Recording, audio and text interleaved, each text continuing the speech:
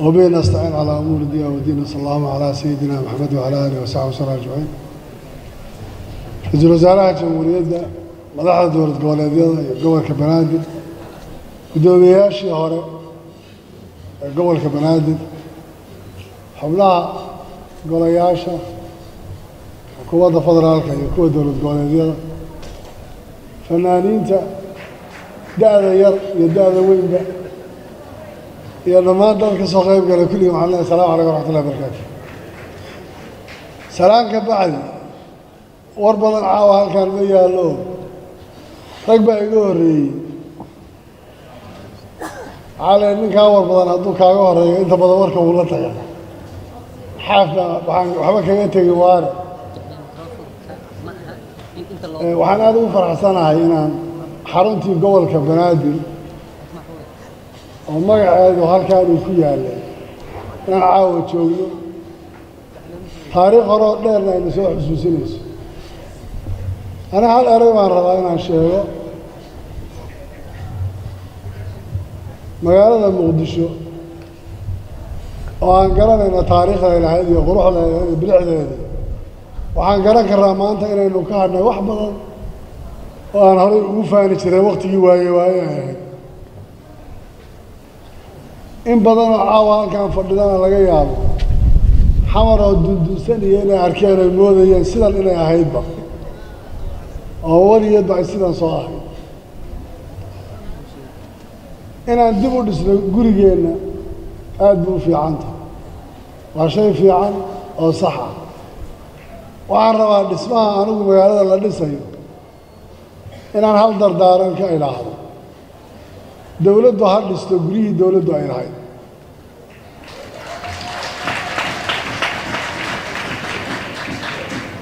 ما دحمر مرة مقالة مقدشة لكن أنت بدن مركان دحس على جورجا بالعدل لأن أركاه وحلو لا كان عصده هي بالبال وعروة ودكان واكل مقالة مقدشة نقول الدولة قاعد بوبنا وعرّ الدولة جورتورها هي رئيس الوزراء هي كل أيمانتين يجري شوين حلا نسقريه دولة بالعدل مقالة الحصان وقنا سمر كان اسمه دولة الرئيس لكن مركع إنه قفل بتيسة كيف كانوا يقوليها قار كان نسنا بالعدل مقالة ويكلمنا ناس أنت لو أنا كدر دار من العاوة واحدة مرحبا ضان أو قبل كبنادر وكل الدبيسي وهالك العاوة فقط مدول بنا يسوي شقف عن ساعتين للوقت جاي بعد ما وأنا الله هذا كده قدراس كهلا دايري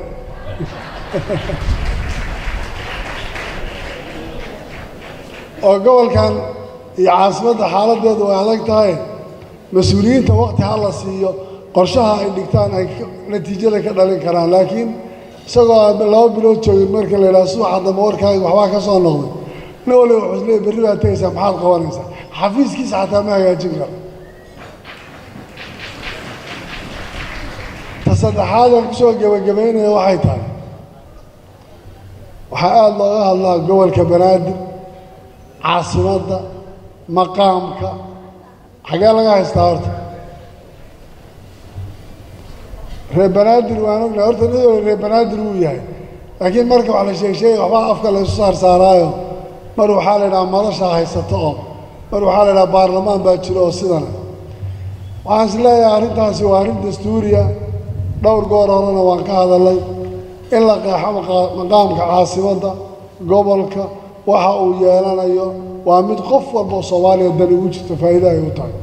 in la dedejiyo sida hadda shirarka ugu dambeeyay baan ku sheegaynay arintaasna aan la isku xamanin baa doonaynaa anaana horgal oo inta ka shaqeynaysa